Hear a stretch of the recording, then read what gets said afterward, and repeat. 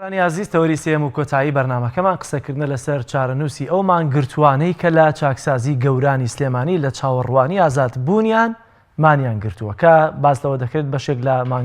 مانگرتنە بەشێک لە زیندانیەکانی هەولێریشی گرتووەتەوە. ئەمانە بۆچی مانیان گرتووە؟ چەند سزادراوێکی چاکسازی گەورانی سلێمانی کە دەبێت ئیفرات شەرتی واتە ئازادبوون بە مەرج بیانگرێتەوە، بەڵام لە ئێستادا بەپێی بڕیارێک یاخود هەندێک جار دەوترێ بەپێی پەیوەندیەکی تەلەفۆنی ئەم بڕیارە ئەم یاسای ئەم مافەی سزادراوان ڕاگیراوە بە تایبەتی ئەوانەی کە سزادراون بە مادەی تیرۆر، بەڵام لە 2017ەوە ئەم بڕیارە هاتووە کە ڕابگیرێ لە ساڵانی ڕابردوو جێبەجێ کراوە. ئێستا بەشێک لەمانی کە سزاکانیان تەواو کردووە بەپێی ئازادبوون بە مەرج، بەڵام تێستا ئازاد ناکرێن و ئەو بڕیارە ئێستا ڕاگیراوە بۆیە مانگرتنیان ڕاگەاندووە. بۆ قسەکردن لەسەر ئەم بابەتە لە ڕووی یاساییەوە بە تایبەتی وە چارەنووسی مانگرتوانی چاکسازی گەورانی سلێمانی لە هەولێرەوە میوانداری زۆر بەڕێز ڕووپاک ئەحمەد ئەندامی لیژنەی یاسایی لا پەرلەمانی کوردستانمان کردووە. ڕووپاخان سڵاوی خوارد لێبێت. ئەگەر لەوێەوە دەست پێ بکەین چارەنووسی ئەم مانگرتوانە چی لێ دێت و ئێوە وەکو لیژنەی یاسایی وەکو فراکسیۆنی کۆمەڵ وەکو پەرلەمانتارێک چیتان بۆ کردوون؟ بەناوی خوای گەورە و میهرەبان، سڵاوی خوای گەورە لە ئێوە و لە سەرجەم بینەرانی کەناڵی پێیە. من وەکو ئەندام لە لیژنەی یاسایی لەسەر ڕەوشی مانگرتووەکان و هەروەها بارودۆخیان کە ئێستا مانیان گرتووە و لە چاکسازی گەورانی سلێمانی ژمارەیان ئەوەی کە من زانی بێتم 5 کەسە ئێستا چاکسازی گەورانی هەولێریشی گرتوتەوە، ژمارەیان زۆرە، بەڵام من وەکو ئەندام لە لیژنەی یاسایی بە لیژنەم ڕاگەیاندووە، لەگەڵ سەرۆک و بڕیاردەری لیژنە قسەم کردووە کە ئێمە دەبێت شتێکیان بۆ بکەین و لە ڕووی یاسایی هەندێک بەرچاوڕوونی هەیە ئێمە بیدەین بە ئەنجومەنی دادوەری. حتمما ئەنجومەنی دادوەری خۆی ئەو قەزیە باش دەزانێت کە بەپێی یاسا چۆنە و چۆنیە و بخۆیان بڕیارەکانیان چیە، بەڵام ئێمە لە لیژنەی یاسایی کە ژمارەمان 11 کەسە و هەروەها وەکو ئەندامی پەرلەمانی کوردستان ئەو خەلەلە قانونیانە یاخود ناکۆچی قانونیانەی کە هەیە ئێمە بڕیاری لەسەر دەدەین و دەینێرین بۆ ئەنجومەنی دادوەری و هەروەها پێویست بکە بە ئەنجومەنی شوڕا و هەروەها وەزارەتی داد. بۆیە ئێمە بڕیارماندا کە نووسراوێک ئاراستەی ئەنجومەنی دادوەری بکەین، پێیان ڕابگەێنین کە ئەمانە ئیفرات شەرتی دەیانگرێتەوە و بە تایبەت ئەوانەی کەمانیان گرتووە و بە قانونی تیرۆر حکم دراون، لەبەر ئەوەی ئیفرات شەرتی خۆی نەسێکی قانونی لە ئوسوڵی محاکەماتی جەزایی هەیە کە دەڵێ وەکو مساعدەیەک بۆ حکم دراو نەسێک هەیە کە دەڵێ حکم دراو ئەگەر 175 حکومەکەی خۆی تەواو کرد و هەروەها هیچ ڕەوشتی باش بوو، هیچ کارێکی ناڕەوای نەکرد لە ناو چاکسازیدا، بە بەرزکردنەوەی نووسراوێک لە ئیدارەی چاکسازی بۆ محکەمەی کەتن واتە دادگای کەتن بەرز دەکرێتەوە کەەوە سلوکی باش بووە و ڕفتاری باش بووە و 175 حکومەکەی خۆی تەواو کردووە، تەنها 115 ماوە بۆیە با بە مەرج ئازاد بکرێت. ئەمانە ئەو جۆرانە ئەوانەی کەمانیان گرتووە، ئەوەی کە من زانیاریم هەبێ زۆربەی ئەو جۆرانەیە کە ئەو مەرجە دەیگرێتەوە، بەڵام بەداخۆ لە ساڵی 2017 لە ئاعضای محکەمەی تەمیز دیارە دادوەرێک لە دادوەرەکان ڕەئیەکی لەسەر دۆسیەک نووسیوە لەسەر ئەوەی کە قانونی تیرۆر نابێ ئیفرات شەرتی بیگرێتەوە، بۆیە کە هەر 15 ئاعزایان ئەوەیان پێ باش بۆ ئەو ڕەئیە، بەڵام ئەمە پێچەوانەی یاسایە چونکە خۆی نەسی قانونی جەزایی نەسێکی سەریحە، نەس چۆن بێ مەجال بۆ ئیجتیهادی حاکم ناگەڕێنێتەوە، واتە حاکم ناتوانانی ئیجتیهاد لە نەسی جەزایی بکە، بۆیە نەس چۆنە دەبێ ئاوا جێبەجێ بکە هەر لەسەر ئەو مەبدەئەی لا جەریمەتە ولا عقوبە ئیلا بالنەص، تەنها دەبێ نەسەکە بێ بێن کاری لەسەر بکەن، نەک ڕەئی خۆیان و هەروەها بە ڕەئی خۆیان بێن بڕیار بدەن. بۆیە ئەمە پێچەوانەی یاسایە و حەقی خۆیانە ئەوانەی کەمانیان گرتووە دەبێت ئەو حەقیان پێ بدرێتەوە. زۆر باشە، کەواتە ئێستا بڕیارێکی ئەنجومەنی دادوەری دەتوانێت بەدیلی یاسا بێت یاخۆت کە وەک خۆت ئاماژەت پێکرد ئەمە پێچەوانەی ڕێکارە یاسایەکانە. ئایا چارەنووسی دادگا بۆ دەبێت بەپێی یاسا مامەڵە بکە یا بەپێی بڕیاری ئەنجومەنی دادوەری و کێش دەسەڵاتی هەیە ئەم بڕیاری ئەنجومەنی دادوەری هەڵوەشێنێتەوە؟ بەڵێ ئێمە وەکو پەرلەمانتار و هەروەها هەندێک ئەندام لە لیژنەی یاسایی ئێمە بڕیارمانداوە کە کاری لەسەر بکەین و هەروەها نووسراو بۆ وەزیری داد بکەین کە نەسی جەزایی نەسێکی سەریعە هیچ ئیجتیهادێک بۆ حاکم ناهێڵێتەوە، حاکم ناتوانێت بە کەیفی خۆی چۆنی پێ باشە ئەوە بڕیار بدە، بۆیە ئەوانە ئیفرات شەرتی دەیانگرێتەوە و هەروەها دەبێ حەقی خۆیان وەرگرن. بۆ نمونە ئەگەر گیراوێک 20 ساڵ حکم درابێ 15 ساڵی خۆی تەواو دەکا و سلوکیشی باش بێ، ئەوە ئیدارەی چاکسازیەکەی پشتگیری دەکا لەوەی کە سلوکی باش بووە و هەروەها گیراوێک بووە هیچ زەرەری بۆ دەوروبەری خۆی نەبووە و لە ماوەی 15 ساڵ کە حکومەکەی خۆی بەڕێ کردووە کەسێکی سەلیم بووە لە ناو دادگا کە ئەم هەموو پشتگیریەی هەبوو و هەروەها ئەو نووسراوەش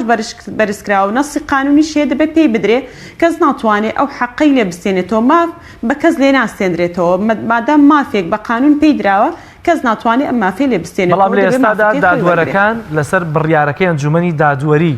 مامەڵە دەکەن. ئایا ئەگەر دادوەرێک بێت و ئەمە ئەفراد شەرتی ئازاد بوون بەمەرجە بۆ گیراوێک ئەژمار بکات و ئازادی بکات، چارەنووسی ئەم دادوەرە لای ئەنجومەنی دادوەری یا لای یاسایە چی بکات؟ دەسەڵاتی هەیە کە جێبەجێ بکات لەوەی کە ئیفراد شەرتیەکەی بۆ بکە ئەگەر کردی ئەم دادوەرە نایاسایی نەکردووە؟ بەڵێ خۆی 15 ئەندام لە محکەمەی تەمیز هەر 15یان دیارە گەیشتونەتە ئەو قەناعەتێک کە قانونی تیرۆر دەبێ یەکێک بێ لەو 4 مەرزەی کە ئیفرات شەرتی نەیگرێتەوە، چکە 4 مەرج هەیە، ئەویش دەبێ بکرێتە مەرجی پێنجەم. ئێمە دەبێ قسە لەگەڵ ئاعزایەکان بکەین کە ئەوانە ئەمە پێچەوانەی قانونەوە دەبێت لە بڕیارەکەی خۆیان پەشیمان ببنەوە و دەبێت ئەو مافەیکە ئەو گیراوانە هەیەە مافەکەیان پێ بدرێتەوە. ئەمە هیچ پەیوەندی بەوە هەیە کە پێویستە کۆنەنگیەکی سیاسی لەسەر دروست بکرێ بۆی کە ئەو 15 ئەندامەش ڕاکەیان بگۆڕێتەوە، چونکە لە ڕابردوو بینیمان کە هەمواری یاسای تیرۆر هەر چەند جارێک کە خراوەتەوە بەرباس و خواست و هەموار بکرێتەوە، مادام کۆدەنگی یاسایی لەسەر نەبووە و لایەنە بە تایبەتی دوو حزبی دەسەڵات ڕایان لەسەر نەبوو بۆ شێوازە هەموار بکرێتەوە، هەمیشە یاساکە و خۆی پەسەند کراوەتەوە کە بە یەکێک لە خراپترین یاساکانی تیرۆر و تۆقێنەرترین یاساکان زۆر جار باز دەکرێت. بەڵێ خۆی هەر شتێک پەیوەندی بە ماف و ئازادی تاکەوە بێ، دەبێ لایەنە سیاسیەکان هەست بە بەرپرسیاری بکەن و هەروەها کۆدەنگ بن لەسەرەوەی کە ماف و ئازادی تاک بیگەڕێنەوە. من لەگەڵ ئەوە نیمە کە کەسێک حکم دراوە حکومەکەی خۆی نەباتە سەر لە چاکسازی، بەڵام کە بە یاسا مافێکی پێدراوە دەبێ یاسایەکە جێبەجێ بکرێ و مافەکەی پێ بدرێ. ئەکسیۆنەکانی پەرلەمانی دەوێ و هەروە کۆدەنجی پەرلەمانتارانی دەوێ، چکە کە بە کۆدەنجی بێ ئێمە زووتر دەتوانین بگەینە نەتیجە و کاری خۆمان باشتر بکەین. زۆر باشە. لە ئێستادا ئەگەر گیراوێک 15 ساڵ حکمی بە سزای تیرۆر وەرگرتی بێت و لە زیندان بێت، دەبێ 11 ساڵ و 3 مانگ لە زیندان بەسەر ببا ئەو کات بەپێی ئازادبوون بە مەرج ئازاد بکرێت. ئایا ئەم گیراوانەی کە ئێستا سزاکانی خۆیان بە جۆرێک بەو شێوازی بەپێی یاسا باست کرد و ئەفراد شەرتی دەیانگرێتەوە تەواو کردووە، سزادراوێک 11 ساڵ و 3 مانگ لەناو چاکسازیەکە بوو بێت، ئەگەر ئەم کەسە چاکساز نەبوو بێت، ئایا بۆ 3 ساڵ و ئەوەندە مانگە چاکساز دەبێت؟ خۆمە دیوێکی دیری لایەنە کۆمەڵایەتی و بابەتەکانی تر کە پێوەستە ڕەنگە بە وەزارەتی کۆمەڵایەتیەوە زیاتر کە دەبێت سیر بکرێت لەبەرەوەی کە کەسێک سزا وەردەگرێت دەبێت چاکساز بێ و کار بگەڕێنێتەوە ناو کۆمەڵگە. ئایا بە 11 ساڵ و 3 مانگە گەرم کەسە چاکساز نەبوو بێت بۆ 3 ساڵش چاکساز دەبێت؟ خۆی بەداخەوە ئێمە لە هەرێمی کوردستان ئەو چاکسازیانە کە هەنا تەنها بە ناو چاکسازینە، چونکە هیچ بەرنمەیەکی چاکسازی نییە لە ناو چاکسازیەکان کە ئەو حکومدراوەی کە هەیە بە فعلی چاکسازی بکەن ئینجا بیگەڕێنەوە ناو کۆمەڵگە. بەداخەوە ئێمە حاڵەتی زۆر سیرمان گوێ لێ دەبێ. ئێمە حکومدراومان هەیە لەسەر دۆسیەکی هەیە لەسەر کەیسێک حکومدراوە و لە تەک حکومدراوێکی تر لەسەر دۆسیەکی تر بەیەکەوە جیراون و حکومدراون چەند ساڵ بەیەکەوە دەبن. ئەو دوو جیراوە بەیەکەوە لە چاکسازی بەرنامەی چاکسازی نییە و چاکسازیان ناکەن، بۆیە تاوانەکان لە یەکتری فێر دەبن. یعنی خۆی لە چاکسازیەکان ئەوەندەش حکم دراوەکان لەبەر حاڵ و وەزع و بارودۆخی خۆیان ئەوەندە شارەزای یاسان ئەوەندە شارەزای قانون باوەڕکە قانونیەک ئەوەندەی ئەوان شارەزای یاسا و قانون نییە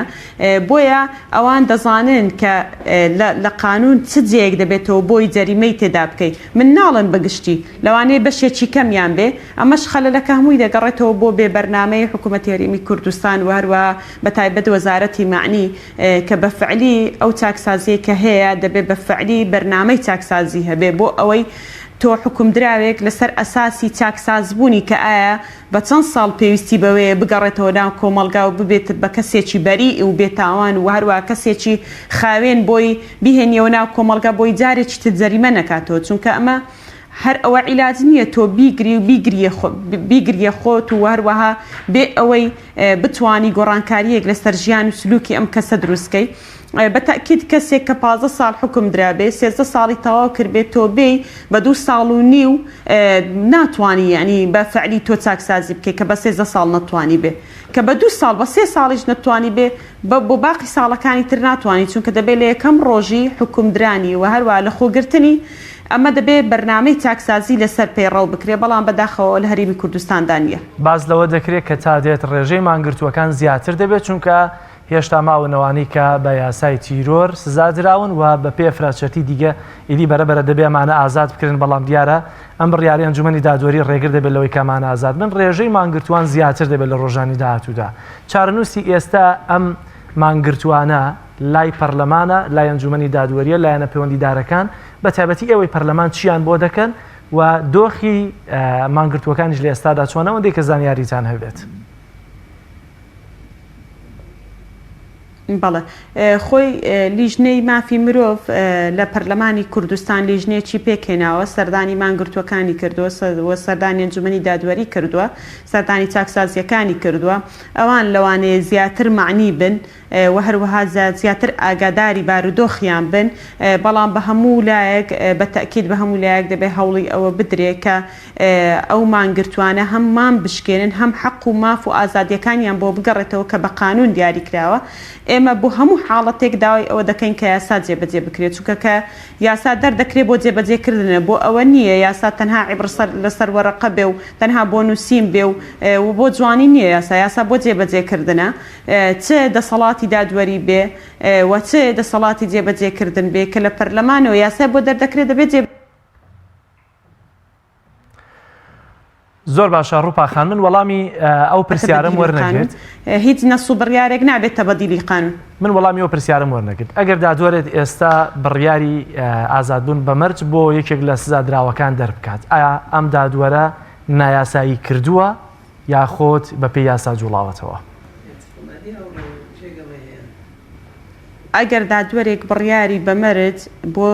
حکومدراوێک دەرکرد کە حکومدراوەکە وەکو باسم کرد ئەو مەرجانەی تێدا بوو 1975 حکومەکەی بەسەر برد بوو لە ناو چاکسازیەکەوە هەروەها بە هیچ سلوکێکی ناشیرنی نەبوو نووسراوێکی لەلایەن ئیدارەی چاکسازیەوە بۆ هاتبوو ئەو قازیە کە بڕیاری بە مەرج ئازادکردنی دەدا ئەوە کارێکی قانونی کردووە و هەروەها هیچ پێشێلی قانونی نەکردووە بە ئەرچی سەرەکی خۆی هەستاوە کە نەسێکی قانونی جێبەجێ کردووە ڕۆلی پەرلەمان لێرەیە چۆنە بە تایبەتی بەرامبەر بە ئەنجومەنی دادوەری کە بیرمانەچێت دەستگایەکی تایبەت و سەربەخۆی خۆیەتی لەوەی کە بڕیارێکی دەرکردووە پێچەوانەی یاسا بەرکارەکانە ئایا پەرلەمان دەتوانێت لێکۆڵینەوە لەگەڵ ئەنجومەنی دادوەری بکات دەسەڵاتەکانی پەرلەمان بەسەر ئەنجومەنی دادوەریدا چۆنە؟ خۆی پەرلەمانی کوردستان ناتوانێت تەدەخل لە ئیشی قەزا بکە و لە ئیشی ئەنجومەنی دادوەری بکە بەڵام دەتوانێت لەو حاڵەتانە لێکۆڵینەوە بکە و هەروها بە دوواداچوون بکە ئەگەر پێچەوانە بوونی قانون هەبوو ئەمەش پێچەوانی نەسێکی قانونیە بۆیە پەرلەمانی کوردستان دەتوانێت ڕۆڵی هەبێ و لە ڕێی لیژنەی تایبەتمەندەوە کە لیژنەی مافی مرۆڤە کاری خۆی بکاوە بە تەکید لە چەند ڕۆژی ڕابردوو ئێمە بینیومانە لیژنەی مافی مرۆڤ زۆر بە چڕوپڕی لە دوای ئەو کەیسەیە و هەروەها لە دوای مافی ئەو مانگرتوانەیە کە ئێستا حکوم دراون زۆر سپاس بۆ بەڕێز خاتوو ڕووپاگ ئەحمەد ئەندامی لیژنەی یاسایی لە پەرلەمانی کوردستان سپاس بۆ زانیاریەکانت بە هیوایەوەی کە هەرچی زووترە مافی مانگرتوانی چاکسازی گەورانی سلێمانی هەولێر بە پێی یاسا مافیان بۆ بگەڕێنێتەوە کە مافێکی سروشتی و یاسایی خۆیانە.